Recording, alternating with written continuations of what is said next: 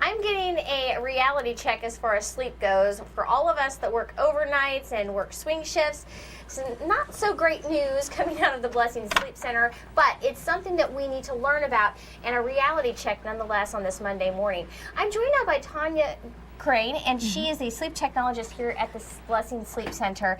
I've been asking you all sorts of questions. This is very, very intriguing this morning, but we talked about how to get a good night's sleep, but how do you know when you have a problem?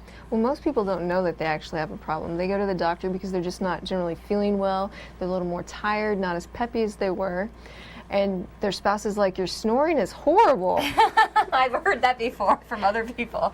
So they go into the doctor and they're just going over, and then the doctor looks at them and says, you mean you're not feeling well? And the patient says, well, I don't ever really feel rested. When I wake up the next day, I just feel like I could go right back to sleep. My spouse is always elbowing me in the middle of the night because I'm snoring, and so she tells me to get on my side, so I stop that.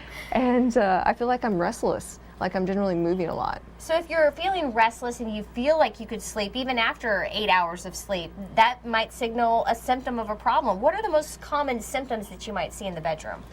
Well, that's pretty easy. If you move a lot when you try to sleep, if you wake up and go to the bathroom several times, usually that's your body trying to say, hey, you need to take a deep breath, and while you're awake, hey, go to the bathroom.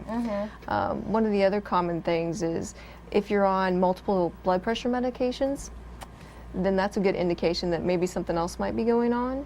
Can you believe that getting a bad night's sleep can be tied to high blood pressure as well as other common problems? Well, one of the most common sleep-related problems is sleep apnea. And coming up on KHQA this morning, we're going to be talking about that with Sleep Apnea Awareness Week coming up in March. We're going to talk to a local patient as well as Tanya here and talk about what is sleep apnea and how you know if you might have it.